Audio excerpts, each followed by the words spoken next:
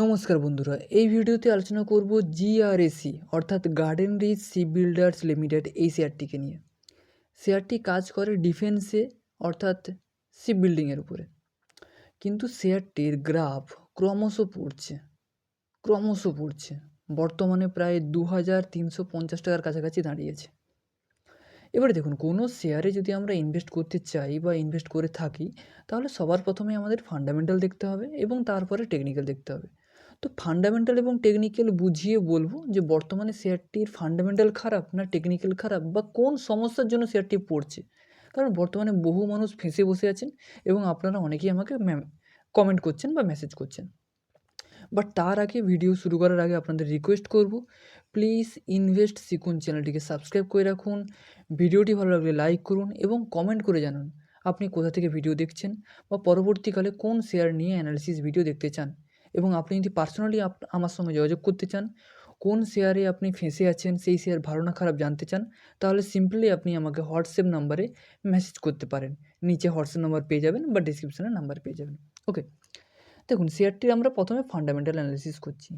প্রথমে শেয়ারের market cap কত? 26,000 কোটি। তাহলে এটা একটা স্মল টু মিডিয়াম ক্যাপ একটা কোম্পানি যদি কোম্পানি যেহেতু অনেকটা পড়ছে, তাই ভ্যালুয়েশন বর্তমানে অনেকটাই সস্তা হয়ে গেছে। দেখুন এখানে স্টকের পি কত চলছে? 43। ইন্ডাস্ট্রিয়াল পি কত চলছে? 60।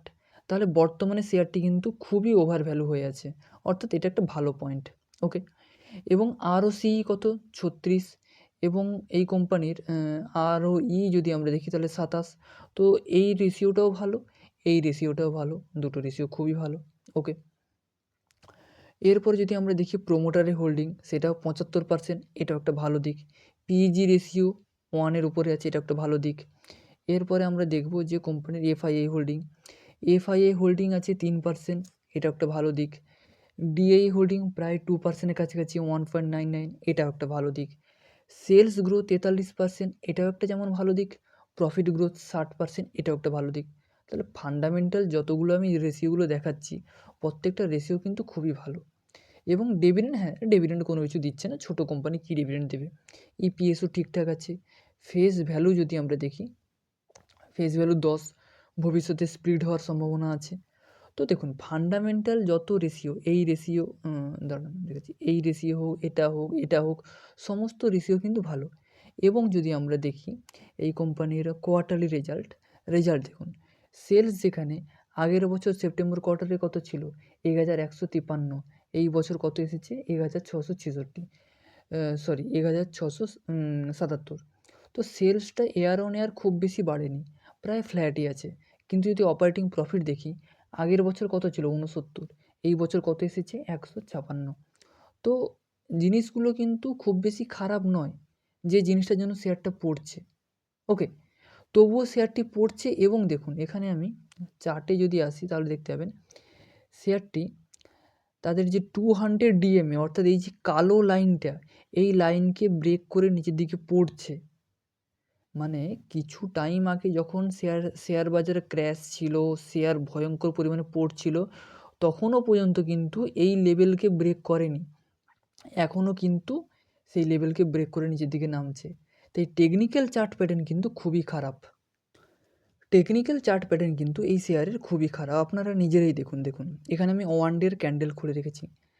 শেয়ারটি এই জায়গাতে হাই হয়েছিল। হাই হওয়ার পরে সেই টাইমে যখন মার্কেট পড়ে, জুন জুলাই আগস্টের দিকে, শেয়ারটি কিন্তু ভালোই পরিমাণে পড়ে একটা বেস তৈরি করলো এই জায়গাতে, প্রায় কত? 2400 টাকার কাছাকাছি বেস তৈরি করলো। করার পরে শেয়ারটি কিন্তু হালকা ওঠে, হালকা পড়ে।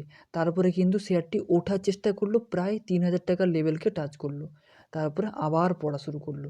এবং এই যে পড়ছে, এর যে একটা সাপোর্ট ছিল, অর্থাৎ দেখুন এই যে লেভেলটা,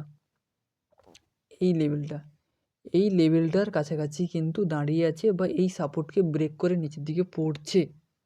এটা একটা সবথেকে খারাপ পয়েন্ট। কারণ কি বলা হয় যে দেখুন, কথাটা আমি কি বোঝাতে চাইছি, এই জায়গাতে তো একটা সাপোর্ট ছিল, এই জায়গাতে এই লেভেলটাকে ব্রেক করে তো নিচের দিকে পড়ছে।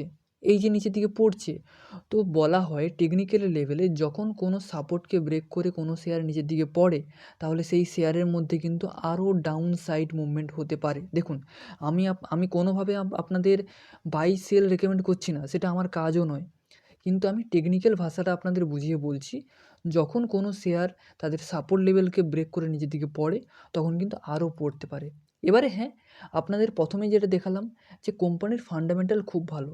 কোম্পানি কাজ করে ডিফেন্স দেখুন, ডিফেন্স বলতে হয়, কিন্তু কোম্পানি কাজ করে মূলত মানে আপনার শিপ বিল্ডিংয়ের উপরে। তো যখন এইরকম ফিউচারিস্টিক সেগমেন্টে এটা কাজ করে, এবং এই সেগমেন্টের মধ্যে 3টে কোম্পানি আছে, কোচিন শিপ, ম্যাজাগন্ডক এবং জিআরএসি, মানে বড় বড় যে কোম্পানিগুলো আছে তাদের মধ্যে। তো কোম্পানির ফান্ডামেন্টাল খুব ভালো, কোম্পানি লং টার্মের জন্য খুব ভালো, কিন্তু বর্তমানে টেকনিক্যাল চার্ট প্যাটার্ন একটু উইক। এখানে যারা শর্ট টার্মের জন্য ট্রেডার, শর্ট টার্মের জন্য ইনকাম করতে এসেছেন, তাদের জন্য একটু সমস্যাদায়ক, এবং যারা ভাবছেন যে লং টার্মের জন্য ইনভেস্ট করবেন, তাদের জন্য খুবই একটা গোল্ডেন অপরচুনিটি। কারণ ভালো ভালো শেয়ার আপনি কম দামে পেয়ে যাচ্ছেন। যেখানে এই শেয়ারের দাম ছিল কত, প্রায় ৩,২০০ টাকার কাছাকাছি, এখন আপনি পেয়ে যাচ্ছেন ২,২০০ টাকার কাছাকাছি প্রায়। ওকে, সো এখন যারা লং টার্মের জন্য ইনভেস্টর, তারা এখন বাইং অপরচুনিটি খুঁজছে।